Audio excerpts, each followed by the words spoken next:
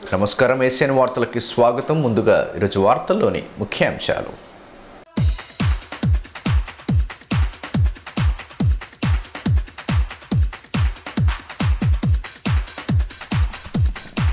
అవకాశమిస్తే ప్రజల గళాన్ని వినిపిస్తా. కాంగ్రెస్ ఎమ్మెల్సీ అభ్యర్థి జీవన్ రెడ్డి స్పష్టీకరణ. పట్టణంలో పార్టీ నాయకులతో కలిసి విస్తృత ప్రచారం.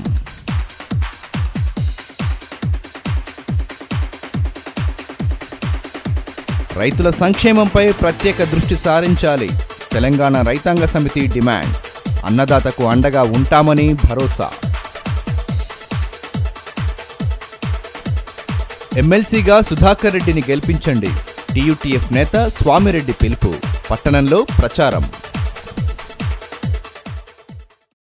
కరీంనగర్ పట్టభద్రుల ఎమ్మెల్సీగా తనను గెలిపించి ప్రజా సమస్యలపై గళమెత్తే అవకాశం ఇవ్వాలని కాంగ్రెస్ పార్టీ ఎమ్మెల్సీ అభ్యర్థి జీవన్ రెడ్డి పేర్కొన్నారు. బుధవారం పార్టీ నాయకులతో కలిసి ఏర్పాటు చేసిన మీడియా సమావేశంలో ఆయన మాట్లాడారు. తెలంగాణ ఏర్పాటు తర్వాత సైతం నిధులు, నీళ్లు, నియామకాల కోసం వేచి చూడాల్సిన పరిస్థితులు నెలకొన్నాయని కాంగ్రెస్ పార్టీ పట్టభద్రుల ఎమ్మెల్సీ అభ్యర్థి జీవన్ రెడ్డి అన్నారు. బుధవారం పార్టీ నాయకులతో కలిసి ఏర్పాటు చేసిన మీడియా సమావేశంలో ఆయన మాట్లాడారు. అసెంబ్లీ ఎన్నికల ఫలితాలు తమ పార్టీకి నిరాశ కల్పించాయని, అయితే అధికార టీఆర్ఎస్ పార్టీ మాత్రం ప్రతిపక్షాన్ని లేకుండా చేయాలనే ఉద్దేశంతో ముందుకెళ్లడం శోచనీయమన్నారు. ఇలాంటి ప్రత్యేక పరిస్థితులలో వచ్చిన ఎమ్మెల్సీ ఎన్నికలలో మేధావి వర్గం తనకు మద్దతు తెలపాలని కోరారు. ఈ సమావేశంలో మంథిని ఎమ్మెల్యే దుద్దిల్ల శ్రీధర్ బాబు తదితరులు పాల్గొన్నారు. గతంలో శాసనసభ్యుడిగా, మంత్రిగా ఉమ్మడి ఆంధ్రప్రదేశ్ రాష్ట్రంలో బాధ్యతలు నిర్వర్తించినప్పుడు ఆదిలాబాద్ జిల్లా ఇన్ఛార్జ్ మంత్రిగా నేను బాధ్యతలు నిర్వర్తించాను. అందులో కరీంనగర్ జిల్లా వాస్తవ్యం కాబట్టి కరీంనగర్, ఆదిలాబాద్ ఈ రెండు జిల్లాలకు ఉన్నటువంటి ఒక అనుబంధం మనకు అందరికి తెలిసింది. ఈ మధ్య వచ్చే ఎన్నిక ఈ పట్టభద్రుల నియోజకవర్గానికి సంబంధించిన ఎన్నిక. సాధారణంగా పట్టభద్రులు అంటే మేధావి వర్గం.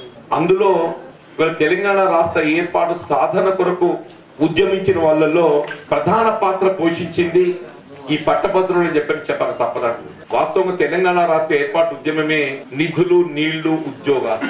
మరి ఉద్యోగాలకు సంబంధించి మన రాష్ట్రం మనం సాధించుకోగలిగితే ఏ తెలంగాణ ఇతరులు మన కొలువులు కాజేస్తుందని చెప్పిన ఒక భావన కలిగి ఉంటేమో మన యువతకు ఏదైతే ఉందో ఉద్యోగ అవకాశాలు మెరుగవుతామని చెప్పి భావించే ఉద్యమ బలోపేతానికి పట్టభద్రులు ప్రధాన పాత్ర పోషించడం. అందులో నిరుద్యోగ యువత ప్రధాన పాత్ర పోషించారు. దురదృష్టం ఏంటంటే రాష్ట్రం ఏర్పడ్డ దాదాపు 5 సంవత్సరాల కాలంలో వీళ్ళందరికంటే ఎక్కువగా నిరాశకు లోనవుతున్న వర్గం ఎవరు అంటే ఆ పట్టభద్రులు, నిరుద్యోగ యువత అని చెప్పక తప్పదంటుంది.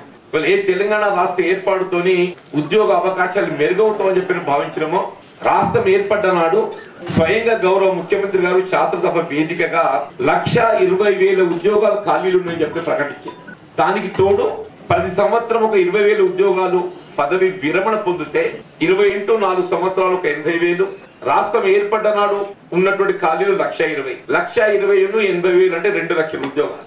2 లక్షల ఉద్యోగాల కానీ భర్తీ చేయబడేవన్నీ కేవలం 20,000 మాత్రం భర్తీ చేయబడితే ఇంకా 1,80,000 ఉద్యోగాలు భర్తీ చేయడానికి అవకాశం ఉండి కూడా వీళ్ళ ప్రభుత్వ నిర్లక్ష్యంతో ఏదైతున్నదో వీళ్ళ నియామకం జాప్యం కావడంతో వీళ్ళ నిరుద్యోగ యువత నిరాశ నిస్పృహలో. మాజీ మంత్రి సి రామచంద్రారెడ్డి మాట్లాడుతూ ఎమ్మెల్సీ ఎన్నికలలో 4 జిల్లాల సమస్యలపై ఎప్పటికప్పుడు స్పందించే జీవన్ రెడ్డిని మొదటి ప్రాధాన్యత ఓటు వేసి గెలిపించాలని విజ్ఞప్తి చేశారు. ప్రభుత్వ విధానాలను ప్రశ్నించేందుకు అవకాశం కల్పించాలని కోరారు. శాసన మండలి ఎన్నికల సందర్భంగా శాసన మండలికి పోటీ చేయమని పార్టీ ఆదేశించిన ప్రకారం ఆదేశం యొక్క పోటీ ఈనాడు జీవన్ రెడ్డి గారు అభ్యర్థి కాంగ్రెస్ పార్టీ అధిష్టానం తీసుకున్న నిర్ణయాన్ని కట్టుబడి ఉండి ఈనాడు పోటీలో పాల్గొనడానికి రావడం జరిగింది. అయితే ఆదిలాబాద్ లో దగ్గర 3 మండలాలు అనుకోండి, మా వాళ్ళ ఈ మండలాన్ని కలిపి 5,000 ఓట్లు. ఈ 5,000 ఓట్లని 5,000 ఓటర్స్ ఎవరైతే గ్రాడ్యుయేట్ ఓటర్స్ అవుతుంది, అది వారికి ఒక్కళ్ళు, 2, 4, 10 మందో లేకపోతే గ్రామానికి ఉంటుంది. కానీ వాళ్ళందరినీ కలిసే ప్రయత్నం చేయాల్సిన అవసరం ఉన్నది. ముఖ్యంగా ఎందుకంటే కార్యకర్తలు ఇంకా వస్తూనే ఉన్నారు. కార్యకర్తలందరూ ప్రతి గ్రామానికి సంబంధమైన వాళ్ళు కానీ, వార్డ్ కౌన్సిలర్స్ కానీ, మున్సిపల్ మాజీ చైర్మన్లు కానీ తీసుకొని ఓటర్లు తీసుకొని తనకు అనుభవం, తనకు పరిచయం ఉన్న వాళ్ళందరినీ తీసుకొని పోవాల్సిన అవసరం ఉంది. ఎందుకు జీవన్ రెడ్డి పోటీ చేయాలి అని ఒక ప్రశ్న. ప్రతిపక్షం అనేది లేకపోతే ఇప్పుడు శాసన మండలిలో ఈ వచ్చే నెలకు ఇంకా ఇద్దరు శాసన మండలిలో కాంగ్రెస్ పక్షాన్ని ఎవరు లేరు, ఇంకే పక్షాలు లేకుండా అయిపోతుంది. దానివల్ల ఏమైందంటే ఏకపక్ష నిర్ణయాలు. ఈనాడు రేషన్ కార్డులు రద్దు చేసే కార్యక్రమం జరుగుతుంది. రేషన్ కార్డులు ఎక్కడి వరకు 7 ఎకరాల భూమి ఉంటే రద్దు చేయడం జరుగుతుంది. అదే విధంగా ఈనాడు మన డిఎస్సి ఇప్పటికి కూడా డిఎస్సి లేదు. యూత్ కు గాని యువకులకు గాని డిఎస్సి గాని ఎంప్లాయ్మెంట్ గాని ఆలోచన లేనే లేదు ప్రభుత్వానికి. ఎంప్లాయ్మెంట్ ఏ విధంగా ఇవ్వాలి, ఎంప్లాయ్మెంట్ ఇవ్వడం చేత ఏ విధంగా ఆకట్టుకోవాలనే ఆలోచన ఇప్పుడు ప్రభుత్వానికి. ఎందుకంటే వాళ్ళకు కంపెనీ మెజార్టీ వచ్చింది, 188 సీట్లు వచ్చినాయి, 88 సీట్లు వచ్చినాయి. 88 సీట్లలో ఇంకొకటి కాకుండా అవుతున్నారు. ఆ విధంగా ప్రతిపక్షం లేకుండా చేయాలనే ఆలోచనలో ఉన్న దానికి జీవన్ రెడ్డి అయితే యోగ్యుడు, ఆమోదయోగ్యుడు అనే ఉద్దేశంతో కాంగ్రెస్ పార్టీ నిర్ణయం చేసింది. టీపీసీసీ ప్రధాన కార్యదర్శి గన్రత్ సుజాత మాట్లాడుతూ ప్రభుత్వ ప్రజా వ్యతిరేక విధానాలను ప్రశ్నించే వ్యక్తిని ఎమ్మెల్సీగా గెలిపించాల్సిన అవసరం ఉందన్నారు. పార్టీ నాయకులు, కార్యకర్తలు ఎమ్మెల్సీ ఎన్నికలలో విజయం కోసం తమ వంతు కృషి చేయాలని పిలుపునిచ్చారు. ఈరోజు రాష్ట్రంలో ఉన్నటువంటి పరిస్థితుల్ని తెలుసుకొని ఖచ్చితంగా జీవన్ రెడ్డి గారిని గెలిపించాలన్నటువంటి ఒక దృఢ సంకల్పంతో మేము ఎవరికి ఫోన్ చేసినా కూడా మేము జీవన్ రెడ్డి గారిని సరెన్నుకుంటాం. ఈ రోజు ఉన్నటువంటి ప్రభుత్వానికి ప్రతిపక్షం అనేది అవసరం. ప్రజాస్వామ్యంలో మనం ప్రజాస్వామ్యాన్ని కాపాడాలంటే ఈనాటి ప్రభుత్వానికి సభలో మాట్లాడడానికి జీవన్ రెడ్డి గారు ఉండాల్సిందే అని చెప్పేసి మాకంటే ముందు కూడా మరి ఓటర్స్ చెప్పడం జరుగుతుంది. ఈ రోజు మరి దానికి ఈ సందర్భంగా సంతోషించాల్సిన విషయం. తప్పకుండా జీవన్ రెడ్డి గారు గెలవడానికి ఇది ఒక సూచికగా మేము భావించి ఈ రోజు రాజకీయాలతో పాటు ప్రజల స్వేచ్ఛని, ప్రజాస్వామ్యాన్ని కాపాడాల్సిన బాధ్యత రాజకీయ నాయకులుగా మా మీద ఎంత ఉందో మీపై కూడా అంతే ఉందని చెప్పేసి ఈ సందర్భంగా మనం చేస్తా ఉన్నాను. మీరు కూడా ఈ రోజునటువంటి ప్రభుత్వం తీసుకున్నటువంటి గతంలో ఇచ్చిన హామీలు నెరవేర్చనివి ఈ రోజు ఎన్నికల సందర్భంగా ఏదైతే హామీలు ఇచ్చి ఇప్పటి వరకు కూడా ఆ దిశగా ఎక్కడ కూడా ప్రయాణించకుండా మరి ప్రజాస్వామ్యాన్ని కూనీ చేసినటువంటి నిర్ణయాలు ప్రభుత్వం చేపట్టిన 2 నెలల వరకు కూడా మంత్రివర్గ చేయనటువంటి పరిస్థితులు, అంటే ఏకపక్ష ధోరణితో నియంత్రిత ప్రభుత్వాన్ని కొనసాగిస్తున్నారు. కాబట్టి ఈ రోజు శాసన మండలిలో ప్రతిపక్ష పాత్ర పోషించడానికి జీవన్ రెడ్డి గారు మరి ఈ రోజు పోటీ చేస్తా ఉన్నారు. కాబట్టి మనమందరం కూడా మన స్థాయిలో ఉన్నటువంటి ఓటర్స్ ని మరి మోటివేట్ చేస్తూ జీవన్ రెడ్డి గారికి ఓటు వేసే విధంగా మనమందరం కూడా ప్రయత్నించాలని చెప్పేసి కార్యకర్తలందరూ కూడా మనవి చేస్తా ఉన్నాం. కాంగ్రెస్ పార్టీ జిల్లా అధ్యక్షులు భార్గవ్ దేశపాండే మాట్లాడుతూ కాంగ్రెస్ పార్టీ తరపున ఎమ్మెల్సీ అభ్యర్థిలో బరిలో ఉన్న సీనియర్ నాయకులు జీవన్ రెడ్డిని గెలిపించేందుకు ప్రతి ఒక్కరూ ముందుకు రావాలని కోరారు. పెద్దలు, మాజీ మంత్రివర్యులు ఈ రాష్ట్రంలో ప్రజల సమస్యలపైన ప్రజలకి ఏ రకమైన అవసరాలు వచ్చినా ముందుండి పోరాడే నాయకుడు, మనందరికీ సుపరిచితులైన మాజీ మంత్రివర్యులు జీవన్ రెడ్డి గారు పోటీ చేయడం జరుగుతూ ఉంది కాంగ్రెస్ పార్టీ నుంచి. దానికి సంబంధించి ఈరోజు ఈ ప్రెస్ మీట్ కార్యక్రమం పెట్టడం జరుగుతుంది. రాష్ట్రంలో గత 5 ఏళ్లలో 4,000 మంది రైతులు ఆత్మహత్యలు చేసుకోవడం శోచనీయమని తెలంగాణ రైతాంగ సమితి నాయకులు కన్నెగంటి రవి అన్నారు. పట్టణంలోని ఎస్టీయూ భవన్లో నిర్వహిస్తున్న తెలంగాణ రైతాంగ సమితి 2వ రాష్ట్ర మహాసభలు బుధవారం ముగిశాయి. పంట రుణాలను ఏకకాలంలో మాఫీ చేసేందుకు ప్రభుత్వం చర్యలు తీసుకోవాలని తెలంగాణ రైతాంగ సమితి నాయకులు కన్నెగంటి రవి అన్నారు. పట్టణంలోని ఎస్టీయూ భవన్లో నిర్వహిస్తున్న తెలంగాణ రైతాంగ సమితి 2వ రాష్ట్ర మహాసభలు బుధవారం నిర్వహించారు. ఇందులో భాగంగా 2వ రోజు సైతం రాష్ట్రంలోని రైతులు ఎదుర్కొంటున్న సమస్యలపై చర్చించారు. రాష్ట్రంలోని వివిధ ప్రాంతాల రైతులు ఎదుర్కొంటున్న సమస్యలను సమావేశంలో ప్రస్తావించి వాటిని పరిష్కరించాలని తీర్మానించారు. భవిష్యత్ కార్యాచరణను రూపొందించి అందుకు అనుగుణంగా నడుచుకోవాలని నిర్ణయించారు. ఈ సందర్భంగా తెలంగాణ రైతాంగ సమితి నాయకులు కన్నెగంటి రవి మాట్లాడుతూ తెలంగాణ ఏర్పాటు అనంతరం రాష్ట్రంలో 4,000 మంది రైతులు ఆత్మహత్యలు చేసుకున్నారని ఆవేదన వ్యక్తం చేశారు. పోడు భూములను సాగు చేస్తున్న ఆదివాసీ రైతులకు రైతు బంధు, రైతు బీమా పథకాలను వర్తింపజేయాలని డిమాండ్ చేశారు. ఆదివాసీలు సాగు చేస్తున్న పోడు భూములకు అటవీ హక్కు పత్రాలను అందించాలన్నారు. కౌలు రైతులను సైతం రైతు బీమా పథకంలో భాగస్వాములను చేయాలన్నారు. తెలంగాణ రైతాంగ సమితి ఒక ప్రత్యేక సందర్భంలో మహాసభ జరుపుకుంటా ఉన్నది. రాష్ట్రం ఏర్పడిన తర్వాత 4,000 మంది రైతులు ఇప్పటికే ఆత్మహత్య చేసుకున్నారు. రైతు కుటుంబాలు తీవ్రమైనటువంటి అప్పుల ఊబిలో కూరుకుపోయినటువంటి పరిస్థితి ఉన్నది. ఇటువంటి సందర్భంలో గ్రామీణ రైతుల పక్షాన పనిచేసేటువంటి తెలంగాణ రైతాంగ సమితి కొన్ని స్పష్టమైనటువంటి లక్ష్యాలతో పనిచేయాల్సినటువంటి అవసరం ఉంది. ముఖ్యంగా గ్రామాల్లో ఉండేటువంటి సన్న చిన్నకారు రైతుల కోసం, కౌలు రైతుల కోసం, అట్లాగే ఆదివాసీ ప్రాంతాల్లో ఉండేటువంటి ఆదివాసీ రైతుల కోసం పనిచేయాల్సినటువంటి అవసరం ఉంది. ముఖ్యంగా పోడు వ్యవసాయం చేసుకుంటున్నటువంటి ఆదివాసీ రైతులకు కూడా రైతు బంధు, రైతు బీమా పథకాలని వర్తింపజేయాలని, వాళ్ళకి వెంటనే అటవీ హక్కుల చట్టం ప్రకారము హక్కులు ఇవ్వాలనేటువంటిది మనం డిమాండ్ చేద్దాం. రెండవది, గ్రామాల్లో ఇవాళ 15 లక్షల మంది కౌలు రైతులుగా ఉన్నారు. కౌలు రైతులకి ఏ రకమైనటువంటి సహాయము ప్రభుత్వం నుండి అందడం లేదు. రైతు బంధు పథకాన్ని కౌలు రైతులకు కూడా వర్తింపజేయాలనేటువంటిది మనం అడుగుతున్నాం. అదేవిధంగా తెలంగాణ రాష్ట్రంలో 18-59 సంవత్సరాల మధ్య ఉన్నటువంటి భూమి కలిగినటువంటి రైతులకే రైతు బీమా వర్తింపజేస్తున్నారు. అట్లా కాకుండా గ్రామీణ ప్రాంతంలో ఇవాళ 75 సంవత్సరాల వరకు కూడా వ్యవసాయం చేస్తున్నటువంటి రైతులు ఉన్నారు. వాళ్ళందరినీ కూడా రైతు బీమా పరిధిలోకి తీసుకురావాలి. భూమి లేని కౌలు రైతులను కూడా రైతు బీమా వర్తింపజేసే విధంగా ఉండాలనేది మేము అడుగుతున్నాం. అదేవిధంగా ప్రభుత్వం తన బడ్జెట్ నుండి ఈ రాష్ట్రంలో రైతులను ఆదుకోవడానికి మరింత నిధుల కేటాయింపు చేయాల్సినటువంటి అవసరం ఉంది. మరీ ముఖ్యంగా రుణాల మాఫీ ఏదైతే ఉందో ఈ సంవత్సరం చేస్తామని ప్రకటించినది ఒకేసారి మొత్తాన్ని మాఫీ చేయాల్సినటువంటి అవసరం ఉంది. మళ్ళీ విడతల వారీగా ఒకవేళ చేసినట్టయితే రైతుల మీద భారం పడే అవకాశం ఉంది. అందుకని మేము ప్రభుత్వాన్ని కూడా కోరుతున్నది ఏంటంటే రుణమాఫీని ఒకేసారి ఒకే విడతలో చేయాలనేటువంటిది అడుగుతూ, రైతు బంధుని ఎవరైతే వయసు వ్యవసాయం చేస్తారో వాళ్ళకే వర్తింపజేయాలనేది కోరుతూ. కరీంనగర్ ఉపాధ్యాయ ఎమ్మెల్సీగా పాతూరి సుధాకర్ రెడ్డికి మొదటి ప్రాధాన్యత ఓటు వేసి గెలిపించాలని సంఘం రాష్ట్ర మాజీ అధ్యక్షులు స్వామిరెడ్డి కోరారు. పట్టణంలోని బాలికల ఉన్నత పాఠశాలలో బుధవారం ఉపాధ్యాయులతో సమావేశాన్ని నిర్వహించి ఓట్లను అభ్యర్థించారు. కరీంనగర్ ఉపాధ్యాయ ఎమ్మెల్సీ ఎన్నికలలో టీయూటీఎఫ్ బలపరిచిన పాతూరి సుధాకర్ రెడ్డిని మొదటి ప్రాధాన్యత ఓటు వేసి గెలిపించాలని సంఘం రాష్ట్ర మాజీ అధ్యక్షులు స్వామిరెడ్డి కోరారు. పట్టణంలోని బాలికల ఉన్నత పాఠశాలలో బుధవారం ఉపాధ్యాయులతో ప్రత్యేక సమావేశాన్ని నిర్వహించి ఉపాధ్యాయ సమస్యల పరిష్కారం కోసం చేసిన కృషిని వివరించారు. ఈ సందర్భంగా ఆయన మాట్లాడుతూ, ప్రభుత్వ చీఫ్ విప్గా పనిచేస్తూ ఉపాధ్యాయులు ఎదుర్కొంటున్న పలు సమస్యలను పరిష్కరించేందుకు కృషి చేశారని అన్నారు.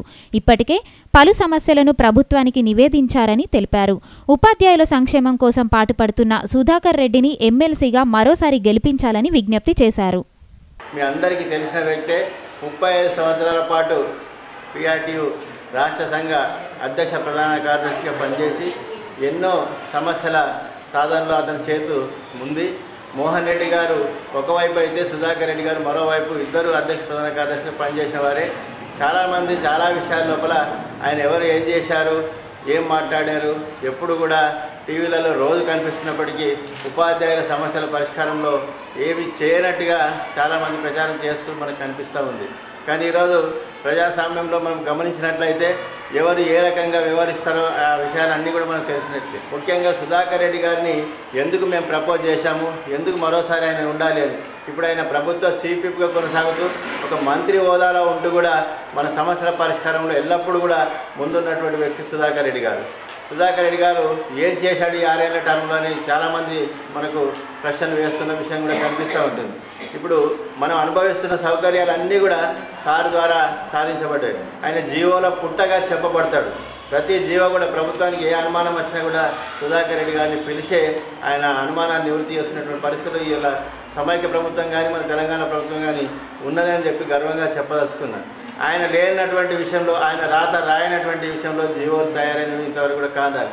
ముఖ్యంగా మన మహిళా మనలకు సంబంధించినటువంటి స్పెషల్గా 5 సీఎల్ అయితేనేమి, స్పెషల్ సీఎల్ ప్రత్యేకంగా వచ్చినటువంటి సీఎల్ అయితేనేమి, అట్లాగే మొన్నటికి మొన్న మ్యాటర్నిటీ సెలవుని అప్పటిగా ఉన్నటువంటి దాన్ని ఇలా 6 మాసాల పాటు కొనసాగించిన దాంట్లోనైతేమి, అట్లాగే చైల్డ్ కేర్ లీవ్ మొన్నటికి మొన్న మనకు ప్రపోజ్ చేసి ఇలా 90 రోజులు ఉన్నటువంటి సెలవు మంజూరు చేయడంలోనైతే అది 90 రోజులు సరిపోదు.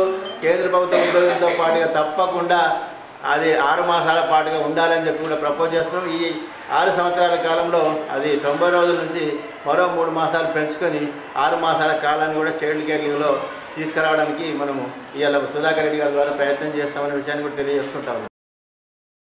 కరీంనగర్ పట్టభద్రుల స్థానం నుంచి పోటీ చేస్తున్న కాంగ్రెస్ పార్టీ అభ్యర్థి జీవన్ రెడ్డి పార్టీ నాయకులతో కలిసి బుధవారం విస్తృత ప్రచారం చేపట్టారు. బుధవారం బార్ అసోసియేషన్లో న్యాయవాదులతో సమావేశమై ఓట్లను అభ్యర్థించారు. కరీంనగర్ పట్టభద్రుల స్థానం నుంచి కాంగ్రెస్ పార్టీ తరపున పోటీ చేస్తున్న జీవన్ రెడ్డి తనను గెలిపించాలని కోరుతూ పట్టణంలో విస్తృత ప్రచారం చేపట్టారు. బార్ అసోసియేషన్లో న్యాయవాదులతో ప్రత్యేకంగా సమావేశమై తన అభ్యర్థిత్వాన్ని బలపరచాలని విజ్ఞప్తి చేశారు. ఈ కార్యక్రమంలో మాజీ మంత్రి సి రామచంద్రారెడ్డి, పార్టీ జిల్లా అధ్యక్షులు భార్గవ్ దేశపాండే, టీపీసీసీ ప్రధాన కార్యదర్శి గండ్ర సుజాత తదితరులు పాల్గొన్నారు. మొదటి ప్రాధాన్యత ఓటు వేసి తనను గెలిపించాలని విజ్ఞప్తి చేయగా న్యాయవాదులు సానుకూలంగా స్పందించారు. మన జీవన్ రెడ్డి గారి గురించి చెప్పాలంటే నా అనుభవం సరిపోదు. ఈరోజు మేధావుల తరఫున ఒక బలమైన గొంతుగా రేపటి రోజు శాసన మండలిలో మాట్లాడాలంటే జీవన్ కూడా ఒక ప్రజాస్వామ్య దేశంలో ఈరోజు జిల్లా కాంగ్రెస్ అతి భారీ మెజారిటీతో గెలిపించి శాసన మండలి పంపించి తాంసి మండలం కప్పర్ల గ్రామానికి చెందిన గన్రత్ అరుణ్, అమూల్య దంపతులు తమ కుమారుడి జన్మదిన వేడుకల కోసం ఖర్చు చేయాలనుకున్న 30,000 రూపాయలను పాఠశాల అభివృద్ధికి విరాళంగా అందజేసి మన్ననలు అందుకుంటున్నారు. బుధవారం కప్పర్ల ప్రాథమిక పాఠశాలలో విద్యార్థుల కేరింతల నడుమ ఆరుష్ జన్మదిన వేడుకలు జరిగాయి. జన్మదిన వేడుకలను ఆర్భాటంగా జరుపుకోకుండా సాదాసీదాగా జరుపుకొని ఖర్చు చేయాలనుకున్న డబ్బును పాఠశాల అభివృద్ధి కోసం అందజేసి ఆదర్శంగా నిలిచారు తాంసి మండలం కప్పర్ల గ్రామానికి చెందిన గన్రత్ అరుణ్, అమూల్య దంపతులు. తమ కుమారుడు అరుష్ మొదటి జన్మదిన వేడుకలను బుధవారం కప్పర్ల ప్రాథమిక పాఠశాలలో విద్యార్థుల కేరింతల నడుమ జరుపుకున్నారు. కేక్ను కట్ చేసి విద్యార్థులకు పంచిపెట్టారు. విద్యార్థులతో పాటు ఉపాధ్యాయులు జన్మదిన శుభాకాంక్షలు తెలిపి ఆశీర్వదించారు. అనంతరం 30,000 రూపాయల చెక్కును పాఠశాల అభివృద్ధి కోసం వినియోగించాలని కోరుతూ పాఠశాల హెచ్ఎం అజయ్కు అందజేశారు. ఇదిలా ఉంటే నానమ్మ తాతయ్యల జ్ఞాపకార్థం గన్రత్ అరుణ్ పలుమార్లు పాఠశాలకు వివిధ రకాలుగా తోడ్పాటు అందించారు.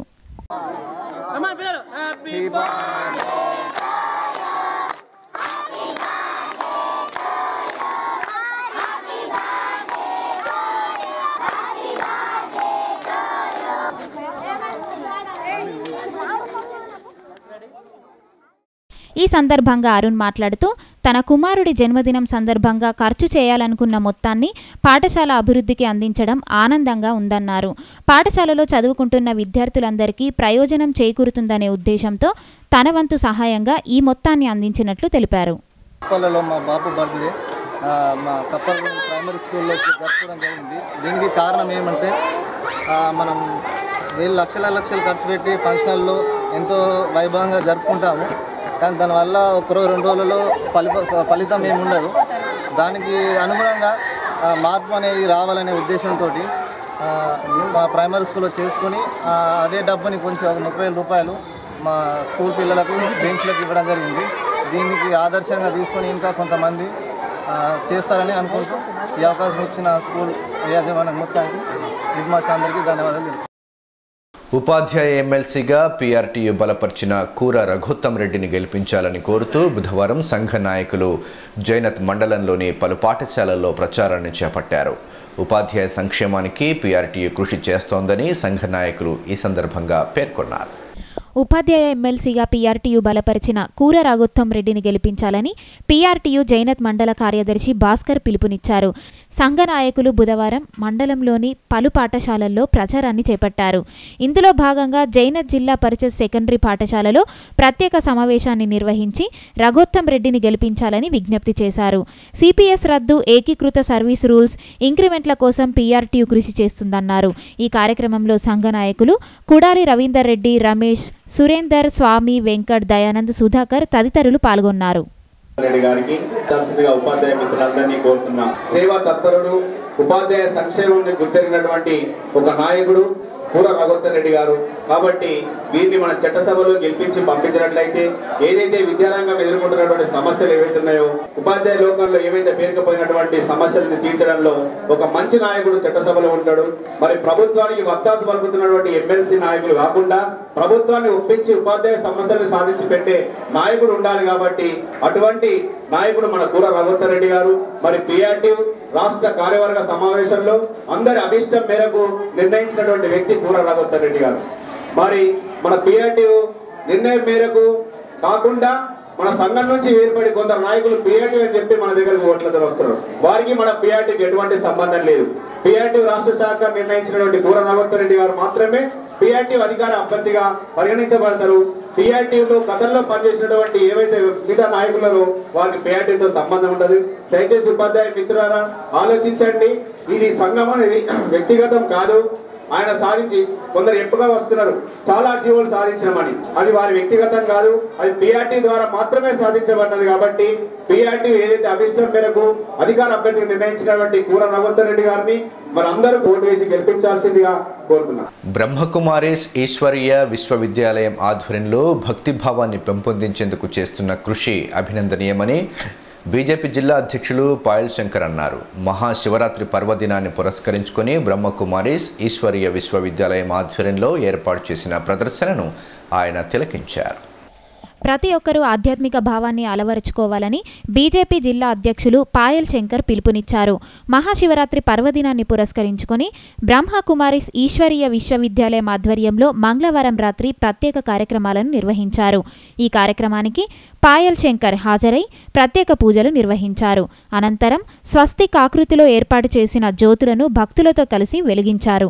ఇందులో భాగంగా కేంద్రం నిర్వాహకులు మహాశివరాత్రి విశిష్టతను వివరించారు.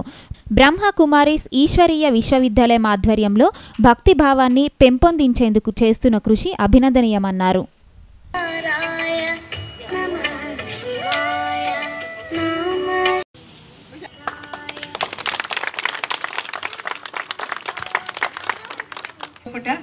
ఐదు ఫ్యాక్టరీలు మన బాబా అన్నయ్య ఈ రోజు మన మనసులో నిలిపించారు.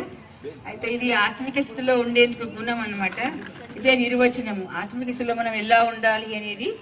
ఇవన్నీ కూడా ఆధ్యాత్మిక ఏవైతే మనకి ఫిగర్స్ ఉన్నాయో అవన్నీ మన ఆత్మకు ఉన్నతి కొరకే. తలమడుగు మండలం కొత్తూరు గ్రామంలో సద్గురు బ్రహ్మలీన్ బాజీరావు బాబా సప్తాహ ముగింపు కార్యక్రమాన్ని బుధవారం ఘనంగా నిర్వహించారు. గ్రామంలో శోభాయాత్రను నిర్వహించి భక్తి పారవశ్యులయ్యారు. తలమడుగు మండలం కొత్తూరు గ్రామంలో సద్గురు బ్రహ్మలీన్ బాజీరావు బాబా సప్తాహ ముగింపు కార్యక్రమాన్ని ఘనంగా నిర్వహించారు.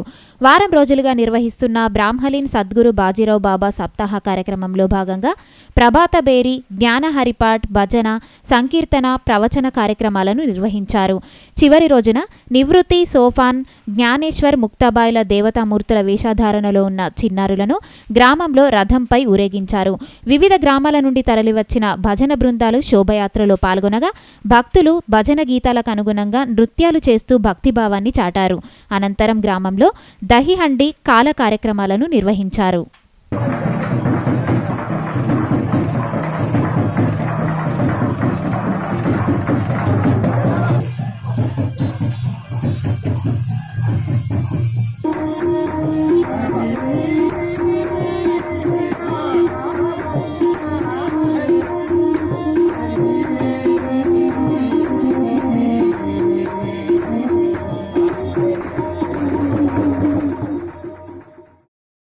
ఈ నెల 24 నుంచి రంగారెడ్డి జిల్లా రాజేంద్రనగర్లో నిర్వహించనున్న ఏఐటీయూసీ రాష్ట్ర మహాసభలను విజయవంతం చేయాలని ఆ సంఘం రాష్ట్ర కార్యదర్శి ఎస్ విలాస్ కోరారు. బుధవారం సిపిఐ కార్యాలయంలో జిల్లా కార్యవర్గ సమావేశాన్ని నిర్వహించి మహాసభల విజయవంతంపై చర్చించారు.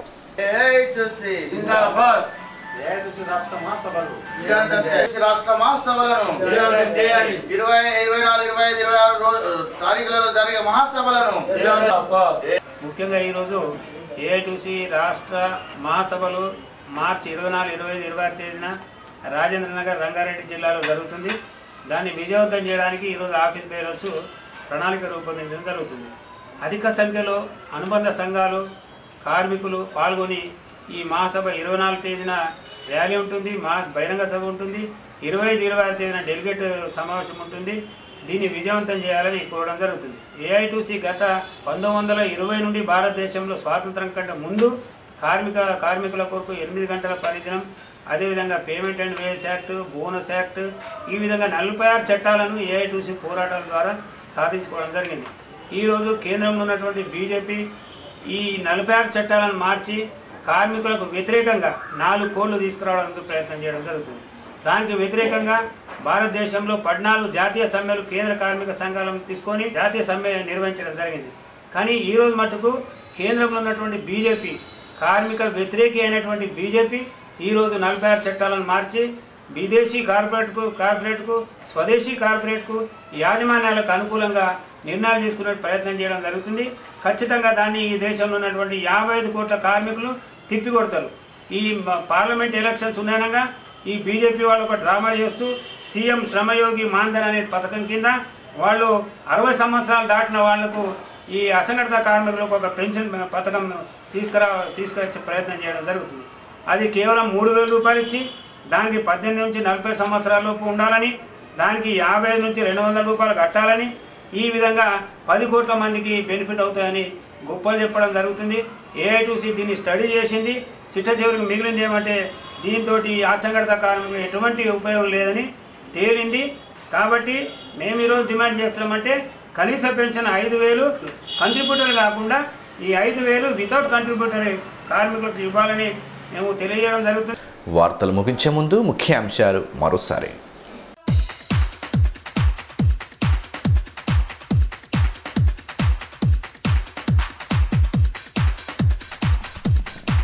అవకాశమిస్తే ప్రజల గళాన్ని వినిపిస్తా, కాంగ్రెస్ ఎమ్మెల్సీ అభ్యర్థి జీవన్ రెడ్డి స్పష్టీకరణ.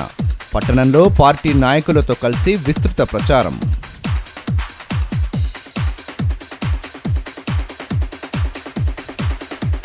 రైతుల సంక్షేమంపై ప్రత్యేక దృష్టి సారించాలి, తెలంగాణ రైతాంగ సమితి డిమాండ్.